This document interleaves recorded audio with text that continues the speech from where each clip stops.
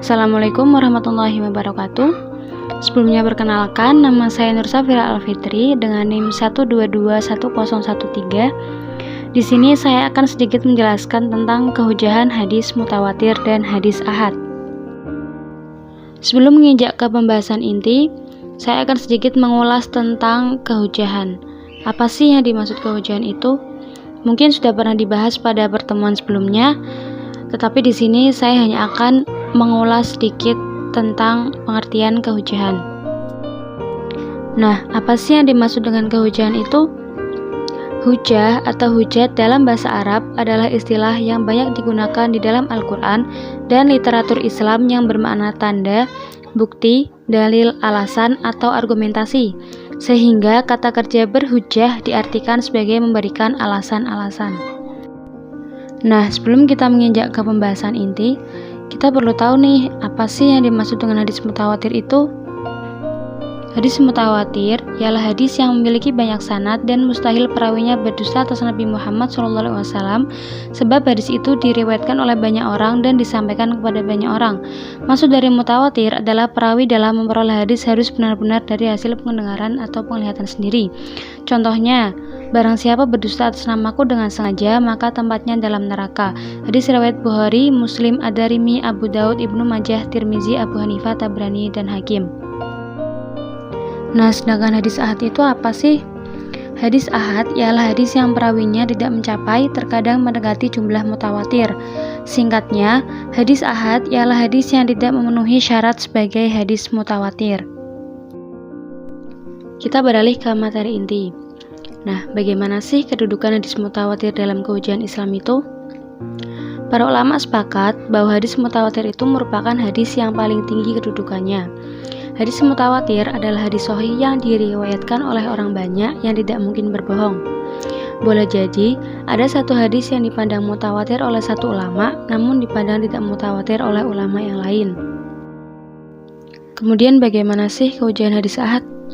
Menurut sebagian ulama, walaupun hadis ahad tidak memenuhi kriteria mutawatir, tetapi boleh dijadikan hujah dalam segala bidang. Sedangkan sebagian ulama lain yang menetapkan bahwa hadis ahad wajibkan dalam urusan amaliyah, ibadah, kafarat, dan hudud, tetapi tidak boleh dijadikan hujah dalam urusan akidah.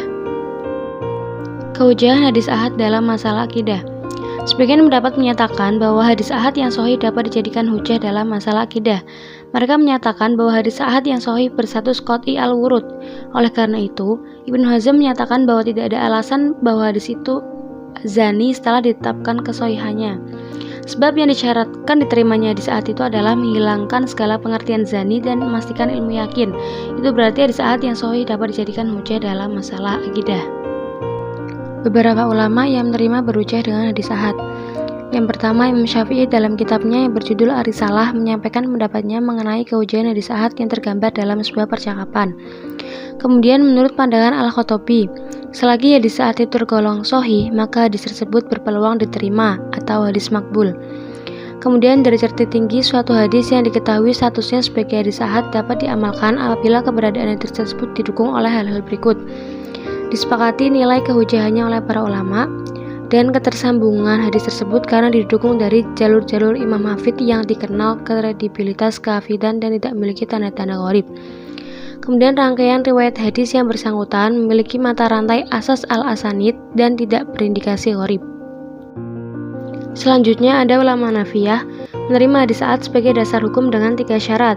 Pertama, adanya jaminan dari perawi hadis dalam kehidupannya sehari-hari tidak pernah melakukan kesalahan yang menyalahi ajaran hadis ahad yang diriwayatkannya. Kedua, isi hadis tidak membicarakan peristiwa yang sering berlangsung dan merambah ke kehidupan masyarakat luas. Dan yang ketiga, kandungan hadis tidak bertentangan dengan alur pemikiran qiyasi dan asas-asas syariat lainnya.